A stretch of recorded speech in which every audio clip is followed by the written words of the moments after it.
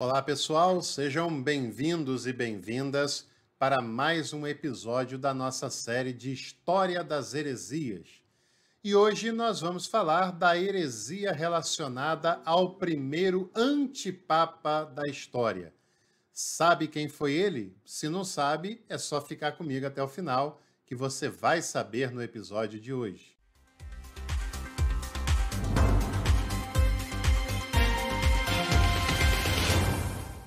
Também estou aqui para lhe convidar, caso você queira e possa, seja membro aqui do nosso canal.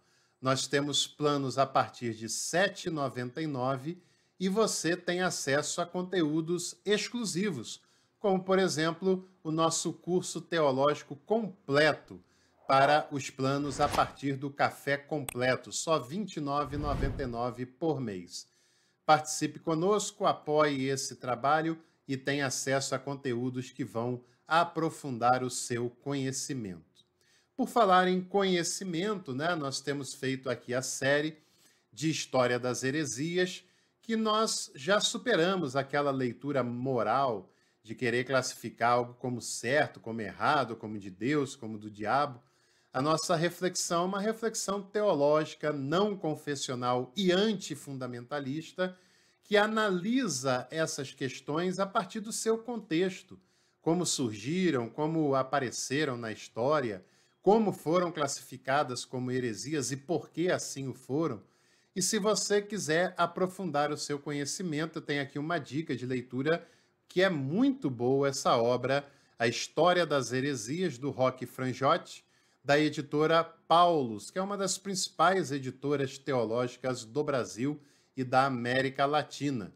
Caso você queira, esse livro tem uma leitura muito agradável, muito fácil, com muito conteúdo, e o link vai estar na descrição desse vídeo. Dá uma olhadinha que eu sei que vai te interessar bastante. E como eu disse no início, hoje nós vamos falar sobre a heresia relacionada ao primeiro antipapa da história. O que é um antipapa? É uma pessoa que, por um processo, seja de autonomeação, autoproclamação, ou de uma escolha apenas dos seus seguidores, que não estava relacionada à igreja oficialmente, que não foi referendada pelas autoridades da igreja oficial, se constitui ou se estabelece como um líder supremo daquele movimento e do cristianismo.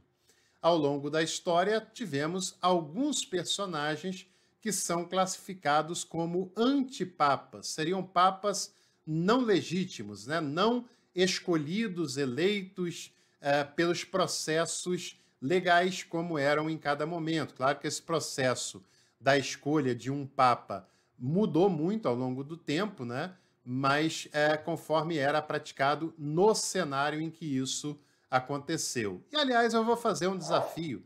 Se você tem interesse de saber como é a escolha de um papa, escreva aqui embaixo nos comentários a palavra conclave.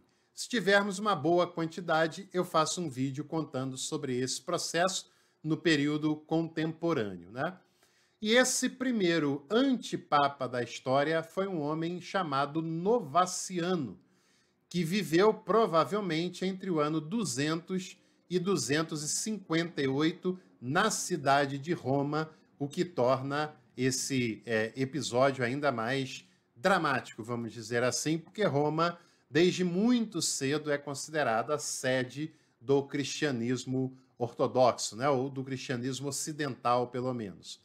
Esse Novaciano era um homem muito culto, um homem também com uma prática religiosa muito intensa e que foi elogiado por personagens muito importantes da história da patrística, como, por exemplo, São Cipriano de Cartago.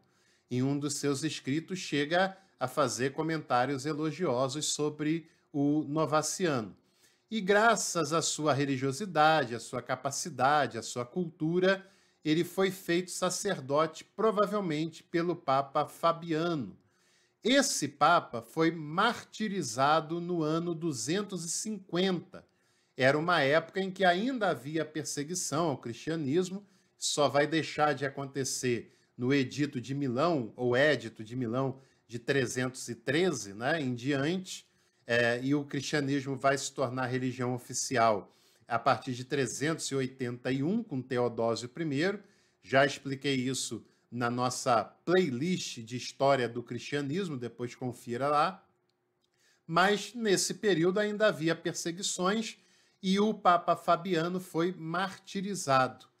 E como Novaciano foi alguém ordenado por ele, era alguém próximo a ele, ele se opôs à eleição do seu sucessor, o Papa Cornélio, no ano seguinte, porque não só o Papa foi martirizado, como foi proibido a escolha de um novo Papa. Ficam alguns meses sem essa possibilidade, só será resolvido no ano seguinte com a escolha de Cornélio, sobre o qual o Novaciano se opôs e declarou esse Cornélio como um papa ilegítimo, como um bispo ilegítimo, porque ele não teria feito a oposição que ele achava que deveria fazer diante das perseguições lá de Fabiano. Ele não se submeteu às perseguições, foi eleito depois de uma aproximação com aquele Estado, e isso, segundo o Novaciano, faria dele um papa ilegítimo. Por outro lado, o Novaciano foi autodeclarado papa. Não só autodeclarado, né? Um grupo de seguidores, de concordantes com ele, o elegeram como papa e ele acaba aceitando essa escolha, né? Posteriormente, em novas perseguições, principalmente ao seu movimento, né? E essa perseguição, até por parte de setores da igreja, o Novaciano acaba fugindo de Roma e aquela ideia dele se colocar como um papa acaba indo por água abaixo, é claro, porque não fazia maiores sentidos, né? O Novaciano, ele era contra receber os lápses de volta à comunhão da igreja. Quem eram esses lápses? Lápses eram aquelas pessoas que tinham aderido à fé cristã, mas em alguns momentos de perseguição eles recuaram, ou entregaram os livros sagrados para serem destruídos, ou renegaram a fé, ou roeram a corda de alguma outra maneira. Mas num determinado momento, esses lápses, esses desertores, teriam se arrependido, teriam se convertido e buscaram voltar à igreja. A igreja oficial entendia que eles deveriam ser tratados com misericórdia, que cada caso era um caso, que esses casos deveriam ser devidamente pensados e assim, se eles de fato se arrependeram, deveriam ser readmitidos novamente à comunhão da igreja. Mas outros setores, como esse representado pelo Novaciano, entendia que isso não poderia ser aceito de modo algum, que uma vez que eles repudiaram a fé cristã, que eles abriram mão da fé cristã, eles não tinham mais jeito, não tinham mais salvação. O arrependimento deles não era legítimo, não era real, porque um verdadeiro cristão se manifesta nos momentos mais adversos, se manifesta nos momentos de perseguição. E como eles não fizeram isso, eles se mostravam como incapazes de serem cristãos e não podiam mais ser aceito a comunhão da igreja.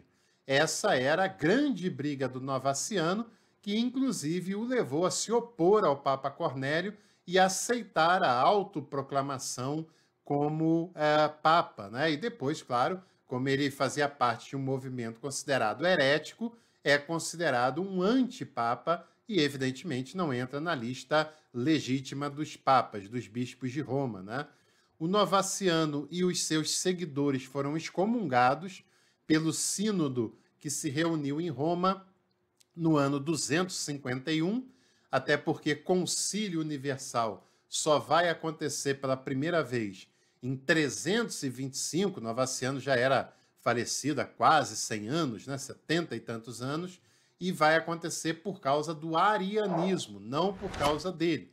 Mas um sínodo, uma liderança de bispos, uma liderança de autoridades que se faz em Roma, né, que se reúne em Roma, decreta a excomunhão do Novaciano a não aceitação da sua liderança e também a excomunhão de todos aqueles que tinham embarcado nessa aventura e passado a seguir o Novaciano.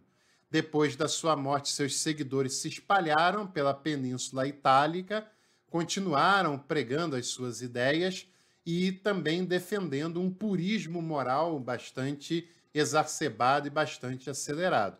Com o fim das perseguições, acabou a discussão sobre os lápices, né?